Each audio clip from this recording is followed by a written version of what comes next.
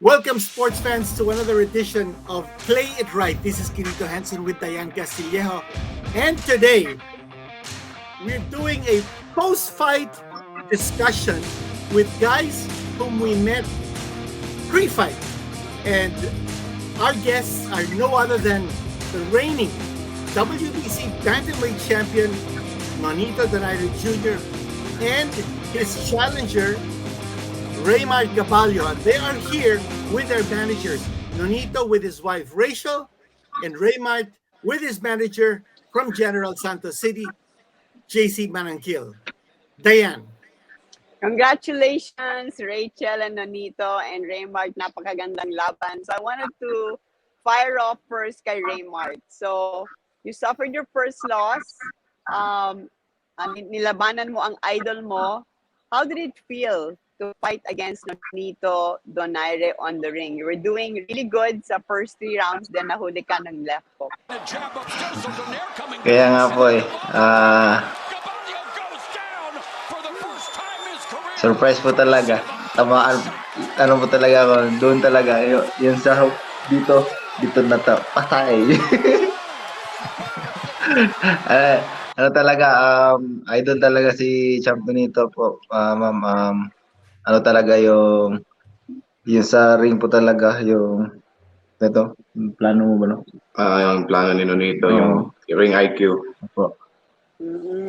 Yeah. Well, Nonito, congratulations. I mean, the American commentator said Nonito Donaire still a nightmare at 39 years old. Love seeing that vicious left hook of yours. Let's talk about the fight. Nung unang first round, sabi mo, post-fight, na nahirapan ka kay Reymart. And then Rachel and your dad kept saying, go to the body, go to the body. So talk us through the first 3 rounds and then the winning 4th round. Iba yung pinakita ni Reymart kasi usually he comes in and he comes in and he does his thing na agresibo siya, but this time ginamit niya yung jab and his defense was very good kasi nakita namin yung ibang laban niya na yung defense niya is he's more offensive than defensive. This time it was an overall yung pinakita niya, so kaya nga sabi ko sa kanya na don't lose hope because magaling si Reymart. It's just that he just needs more experience. Yun lang po talaga yung kailangan niya is experience. But I honestly feel na nahihirapan ako because of his movement, yung jab niya at saka yung defense niya. And then when he can develop that into something bigger, I know that he's very formidable. Well, Jun, may I ask you a question? This was the 7th time in boxing history that 2 Filipinos met for the World Championship, but it was the first time that a knockout was scored. The previous Filipino versus Filipino World Championship fights all ended in decisions, maybe because the Filipinos have, kind of like they hold back because they're fighting a countryman. But in this fight, you didn't hold back. You said in our pre-fight interview that your mindset is to go for a knockout. And you showed it. How did it feel in the ring when opposite your corner was a Filipino? Did that affect you in any way mentally? Hindi po, because ito yung nasa isip ko na if I show mercy, ako po yung masasaktan. And alam ko na sa loob ng ring, my life is on the line. Kagaya din sa kanya. So I have to do everything that I can na makuha ko yung goal ko na manalo ako at yun nga sinabi ko is you no matter if magkaibigan kayo sa labas sa loob ng ring, you have to show no mercy because yung buhay mo ay nandun po nakataya po yung buhay mo at yung physical, your mind, your body. At it's beyond that. It's beyond the yung nagaganap sa ring. Outside magkaibigan kami. I believe na Reymart and his team are one of the best people that I've met. Na talagang they're very very good, and I am always willing to help them. but inside the ring, and this is something that I want him to learn as well. Sa loob ng ring, walang kapatid, walang kaibigan, no mercy. Kasi pag magpakita ka ng mercy, that means you look down on the person. You have to give your all. You have to give your all. June, yung laban, parang naging family affair. Your wife, Rachel, was in your corner. Your father was in your corner as a cutman. Your in-laws, Jerry and Becky, were there, along with your 2 children. Aside from your father, your mother was also there. It was like a family affair. Now, when you're fighting before your family, does that give you added pressure? Because dapat magpakita ka. Because if you lose, well, it's going to be a big letdown for your family. But if you win, it's like a total celebration, like a picnic. How does that feel, fighting before your family, your parents-in-law, your children, and your wife being there in the corner with you? Hindi ko po yun iniisip. Ang nasa isip ko lang is the confidence that I have na mananalo ako sa laban. At hindi ko po yun iniisip nandun yung family ko. Parang ibang tao po yung nasa loob ng ring. At I don't see any family. Kaya nga, nakalimutan ko nga to say hello to the kids when I walk in the ring because hindi ko na, parang nawala na talaga ako. All I see is the crowds and just parang nag-hi lang ako sa kanila. At even pag nandun kami sa corner, I don't see my dad or my wife. Yung coach ko lang po yung nasa isip ko. Parang wala akong pamilya sa loob ng ring. It's not so much that I'm numb. Parang ano lang po is yung focus ko lang po, yun lang ang nasa isip ko is the fight. Tanong ko naman kay Reymart. Reymart, balita ko ang girlfriend mo, who is half Filipina, half Japanese, flew in from Tokyo, ang pangalan niya Nicole. Ano naman ang inspiration na binigay ni Nicole sa'yo? Reymart. Ewan ko, ikaw masyado magtitingin sa akin.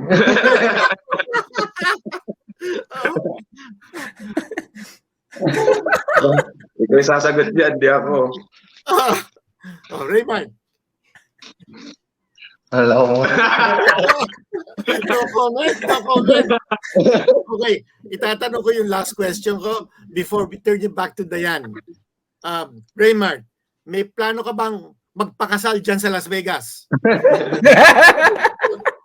Malapit na po. Malapit na ako kumbinsi. Mabibigat itong mga tanong natin. Okay. Kagabi, nag-dinner kayo kasama ni Champ, Nonito, at saka si Rachel, Reymart, nandun ka, kasama ni JC. Nandun din si Nicole. Ano mga pinag-usapan ninyo? At masarap ang pagkain. Masarap po. Tsaka napapasalamat po kasi kay Idol Champ kasi sa mga sinabi niya sa akin po ng mga advice. Parang yung isip ko po na tama talaga. Yun talaga rin. Ano yung mga advice na binigay niya sa iyo? Yung pinaka number 1 na advice na talagang nandun sa utak mo at hindi mo makakalimutan. Yung balance. Okay? Yun.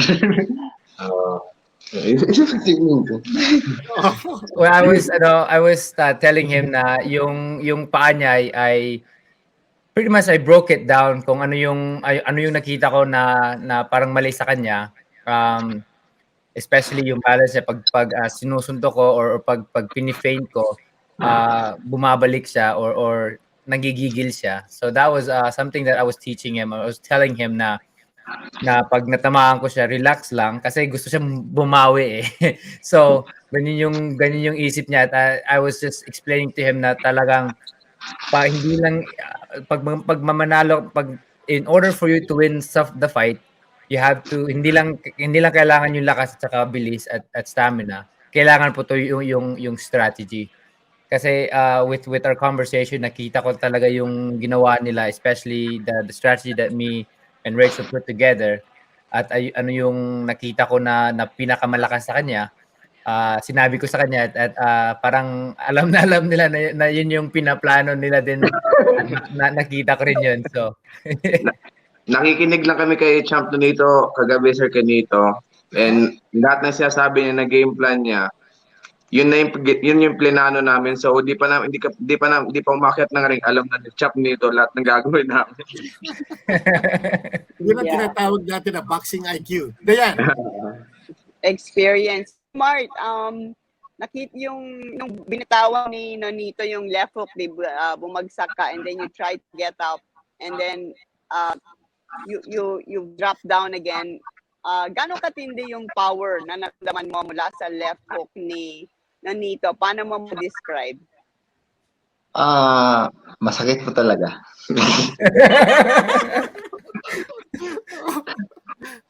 Kasi try ko po talaga tumayo kaso yung parang may sumaksak sa loob pa rin. Yeah. Kaya nga binawi ko for the dinner kagabi. Sabi ko I have to feed him more.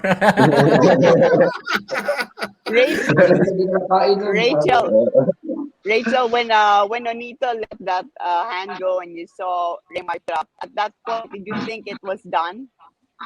No, I actually thought he was gonna get up. And but because it's hard because it's a ring in the corners, the ring side, it's hard to actually see how much was thrown, diba? Even when they're in the exchanges, Nonito's back is towards me.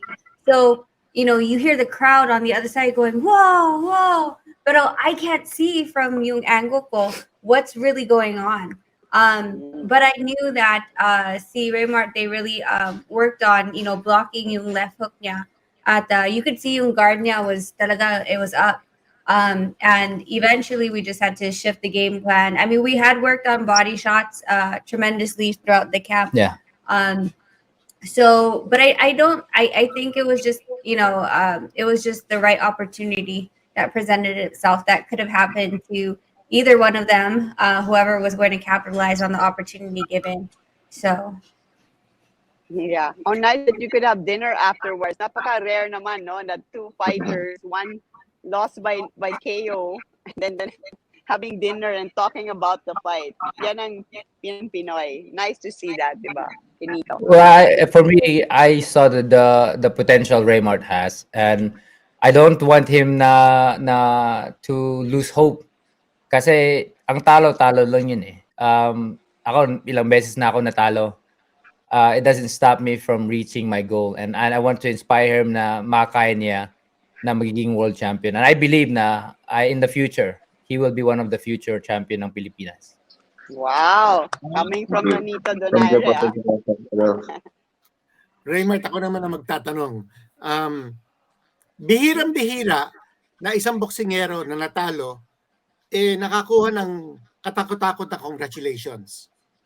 Ikaw ang isang bihirang boksingero na bagamat natalo ka by knockout in the 4th round by Nonito Donaire, ang daming fans, ang daming writers, ang daming mga journalists at broadcasters lumapit sa iyo upang magbigay ng congratulations at sila nagsasabi na maganda ang future mo, trabaho pa at magiging world champion nga, no? Anong pakiramdam mo nung narinig mo yung mga comments galing sa mga ibang boxers, galing sa mga fans, maliban sa mga Pilipino? Anong feeling mo? Siguro maganda ang feeling mo, natalo ka pero parang nanalo ka rin, Reymart.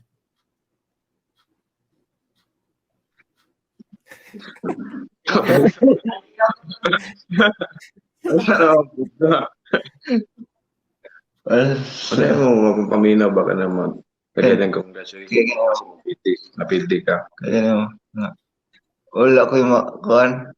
Wala ko yung maingon. Speechless ata Sir Quinito eh. Ha? Speechless at sobrang tuwa. Okay. I-translate ko sana yun eh. O itatanong ko, simple lang, Reymart.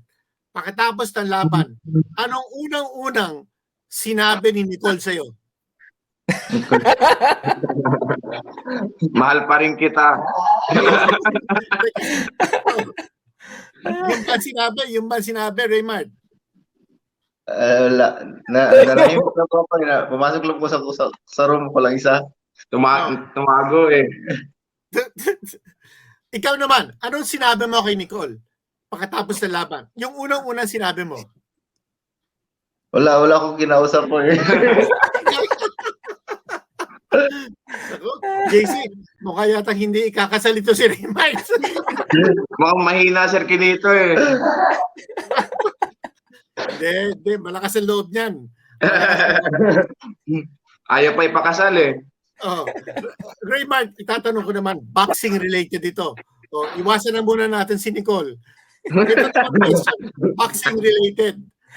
Sa lahat ng mga champions, sa lahat ng mga contenders na nakikita mo sa Bantamweight Division, kung meron magtatanong sa'yo, Reymart, sino ang gusto mong labanan na susunod? Anong pangalan ang sasabihin mo? Laki ko ito. Sino mo champion mo? Kinsa na benchmark. Kasi mong gustong champion ako nito. Inuwi, Mark. Wala ko kanya. Wala pa ako mana sir eh, pero baka sunod. Basta ano lang. Ewan. Hindi, kasi kung sino mga kalaban mo na susunod, di magagamit mo na yung mga advice. Pwede mo nang i-execute yung mga advice na binigay sa iyo ni Champ Nonito. So, gusto sabihin, lalakas na ang fight plan mo, tapos yung execution mo, gaganda na. So, sino kaya i-eksperimento mo na kalaban? Kahit sino po, basta ano po, kung ano yung may belt na papalaban sa akin, eh, go po ako. Basta may belt, basta may belt. Opo. Anong klaseng belt? Pwedeng international, intercontinental. World po, siyempre po, world. World ba? Okay. Dapat world. Sino ba mga ibang world champion dyan? Si Inoue. Si Casimiro ba? May belt pa ba? Ano kung may belt pa si Casimiro? Mayroon pa pala. Pwede. Pwede din. Pwede rin. Okay, Dyan. I don't know if you asked the question already, but of course, yung unification bout that everyone's talking about with Inoue. Do you think that can happen, or has it? I mean, what did Richard Schaefer say? And if ever that would happen, when and where? Or you're not thinking about it yet? Right now, ang nasa isip ko lang is the holiday, spending time with my kids.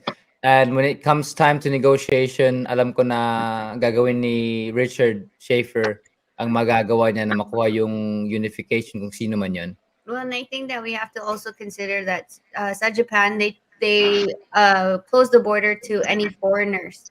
So, Right. if yung considering Triple G at Murata just got canceled and it's going to be postponed until further notice. We don't have a date when Japan's going to reopen. So your negotiation is kind of up in the air because if they really want it in Japan, we don't know when they're going to allow us to come in anyway. So it's kind of depending on that. Yeah. Well, for sure, it's going to be a super happy Christmas. What are your Christmas plans? Sa Vegas ba kayo with the family? Yes, we're gonna stay in Las Vegas kasi si Nonito is training Jesse Vargas for yung fight niya sa February. At I'm his strength and conditioning trainer, so we can't really go on vacation. Kasi we were already in the gym yesterday morning with Jesse because Jesse was sparring yesterday. Wow.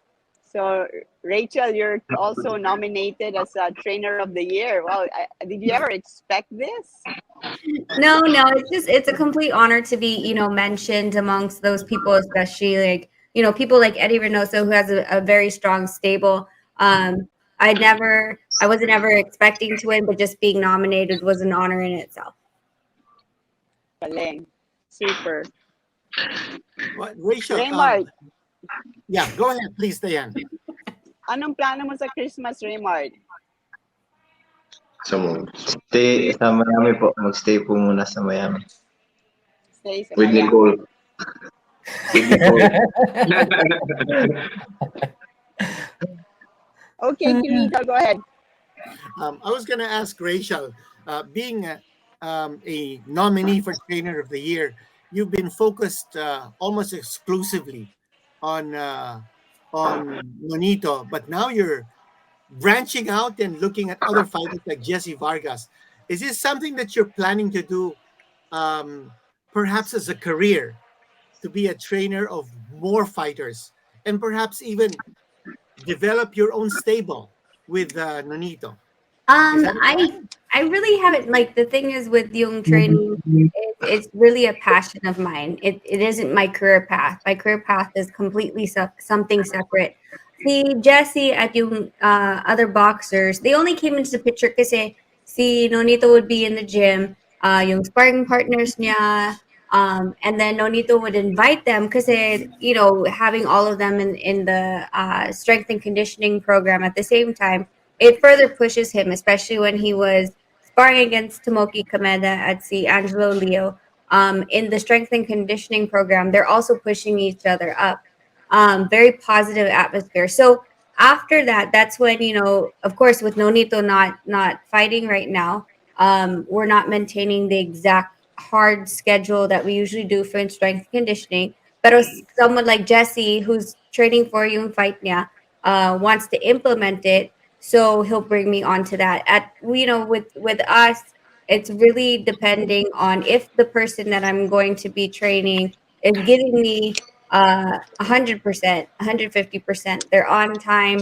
They're pushing all the way to the wall, and they respect me kasi I don't, considering just yung passion ko, parang hobby lang.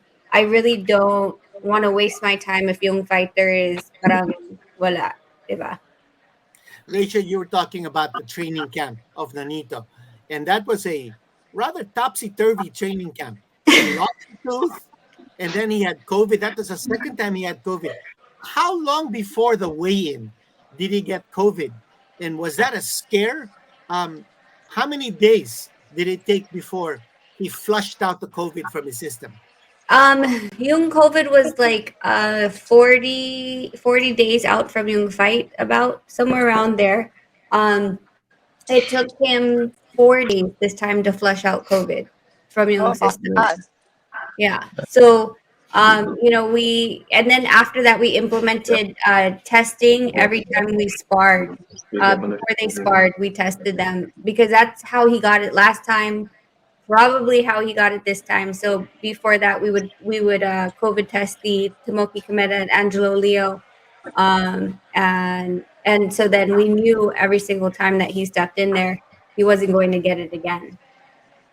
And June, when you got COVID, when you lost your tooth, did you think that these were ominous signs that things might not be good when you fight Reymart? I mean, there are some superstitious people who think, oh no, things aren't going well. Maybe something bad might happen. Did that ever cross your mind? No, I've always accepted the adversity. I've always believed that adversity makes us stronger. I've always believed that adversity makes us create a greater character, and to fight through it mentally, physically, shows the determination sa sarili natin.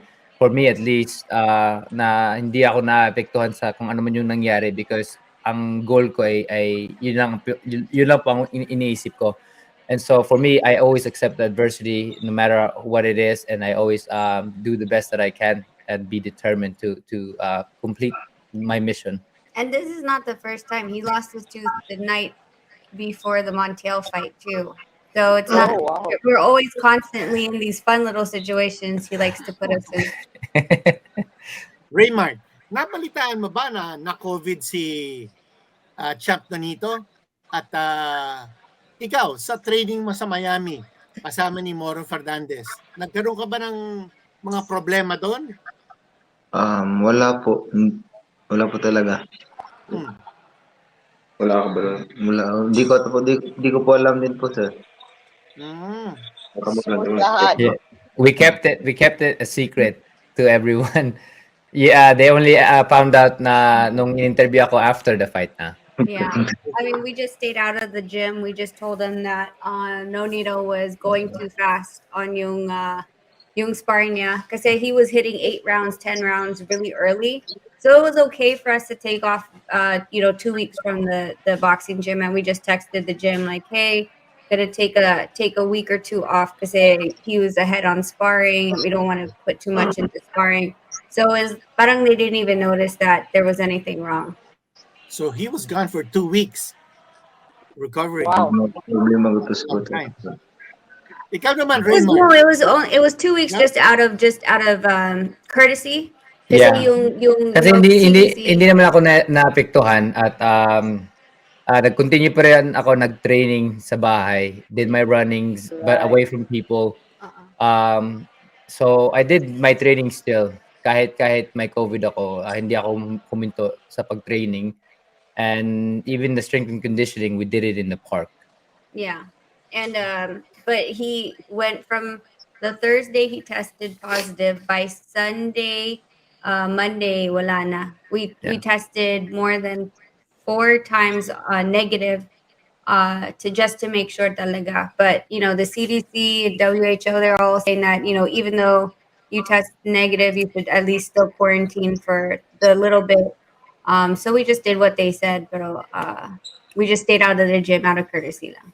Yeah. Reymart, sa laban, kasama mo si Moro Fernandez. Ano ang mga sinasabi sa iyo ni Moro during sa laban, no? In between rounds, ano yung mga advices sa iyo? At nagawa mo ba? Sinabi ni Rachel, napansin nila na yung depensa mo nakafocus na i-block yung left hook ni Donito. Ano pa ang ibang mga plano ninyo ni Moro? At saka yun nga yung question ko, no? Sa progreso ng laban, ano mga sinasabi sa iyo in between rounds ni Moro? Si Coach Moro po, yun yung mga sinasabi niya na lagi sa akin.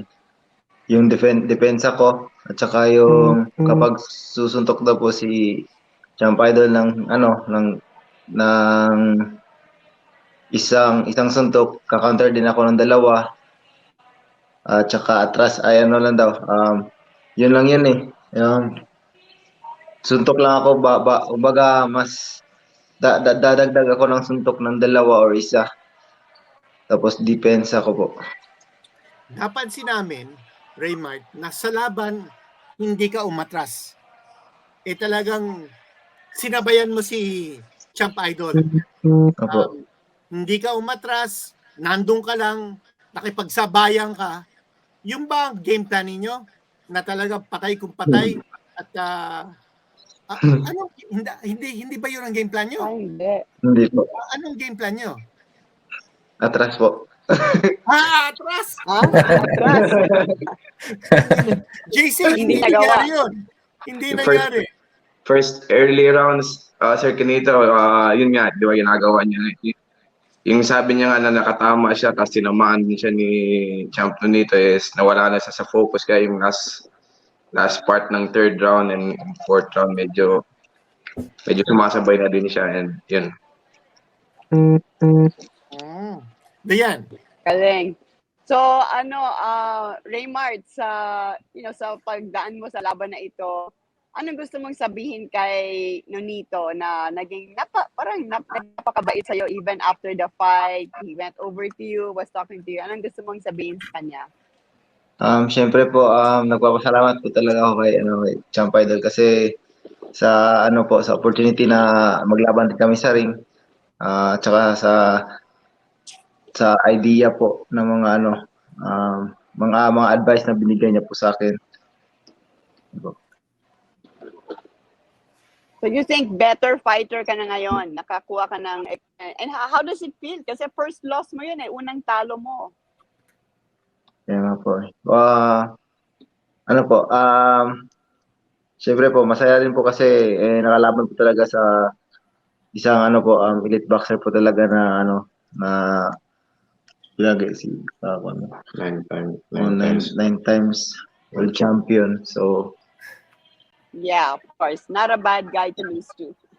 okay. So Nonito, Your final words for Reymart? First, ang masabi ko lang is your future is malayo ang maaabutan mo. Believe ko po sa sarili ko 'yun na malayo maaabutan mo kasi not only na hindi ka disiplinado ka, but nakita ko sa loob ng ring, magaling may malaki yung talent mo in the boxing. Hindi lang sa lakas, hindi lang sa bilis. Nandun din yung character and courage. Kasi hindi natin we can't teach that. And you have the courage. So all it is refining and being smart at saka refining yung style mo and using strategy. I think yan lang po ang kailangan mong tutunan for a better and stronger future. But 100% ako suportado sa inyo and Sandman Promotion. You guys will always have my support.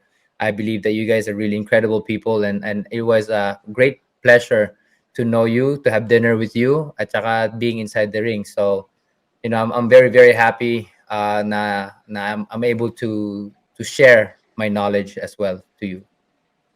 Thank you, Champ. Thank you, Idol Champ. June, my Quinito, last any question. final?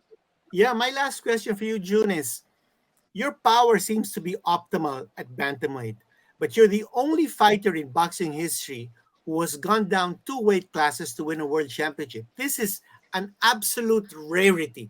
I've never seen that happen at all.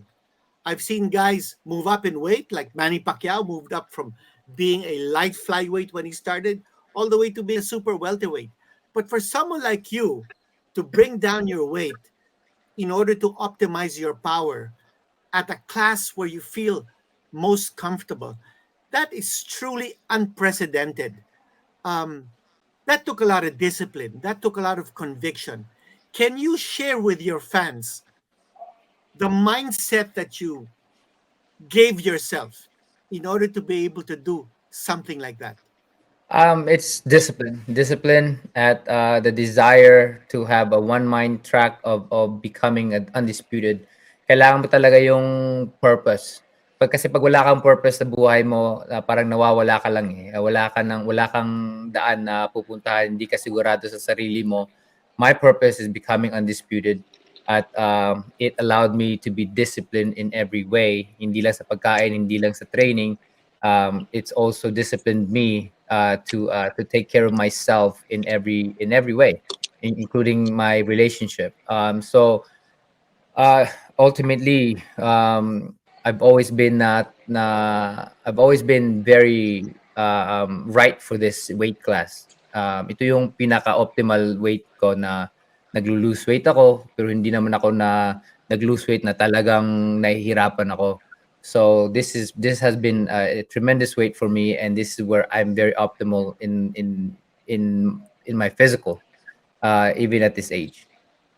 And I think that the thing is it's always a choice, right? Because you see even the younger fighters, they want to go up in weight, and it's because they don't want to be disciplined outside of the camp. You see a lot of fighters blow up, between camps, and it ends up being a cost camp more than it is an actual fight camp. Right.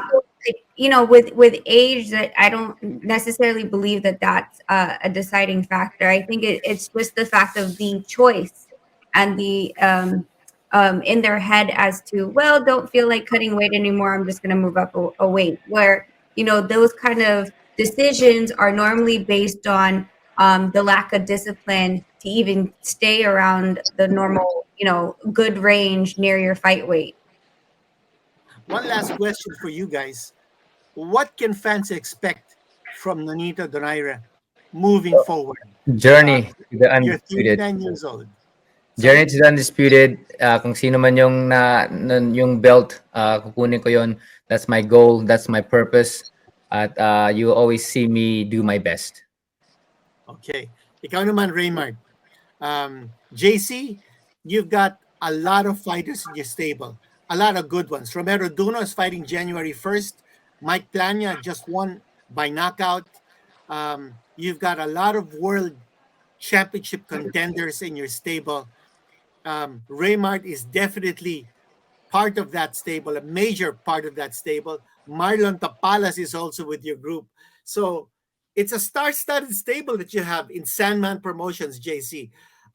What can fans expect more from your fighters? In particular, si Reymart. Ano plano mo kay Reymart? At Reymart, ano naman ang feeling mo? Because ngayon na-introduce ka sa world stage. Alam na ng buong mundo kung sino si Reymart Gaballo. Isang malakas na boksingero, isang boksingerong hindi aatras, isang boksingero na talo kay Champ Idol, pero alam din ng tao na because of that loss, gagaling ka. Reymart June. JC, go ahead, please. Yes, kay Reymart for sure. Nakita, sabi naman ninyo na lahat naman kahit na talo siya kay Nonito is he did very good and pinakita niya kung ano yung skills niya, and for sure next year is babawi si Reymart. Babalik kami sa drawing board slowly but surely. We'll get Reymart to the world title shot hopefully by end of next year, and in a fight maybe early or mid next year then, so he'll be back very soon. And like yung other fighters then, sila Marlon Tapares just won an eliminator in the undercard, so he'll be facing the champion next year by mid next year. And a lot of guys pa like Mike Plania naman is, the future is very bright sa mga Filipino boxers. Sana continue to support them also. And Reymart, ikaw naman. Anong ine-expect mo ngayon sa 2022? Itong 2022 ba ay magiging big year para sa'yo? Basta po, gagawin ko lang po yung lahat. Dahan-dahan po ngayon, pabalik. At sa susunod na laban mo, hihingi ka ba ng advice kay Champ Idol? Opo. Baka palitan mo naman si Moro Fernandez na. Si Rachel Giraire na magiging trainer mo. Anong plano mo? Bahala na sa manager. Hirap naman.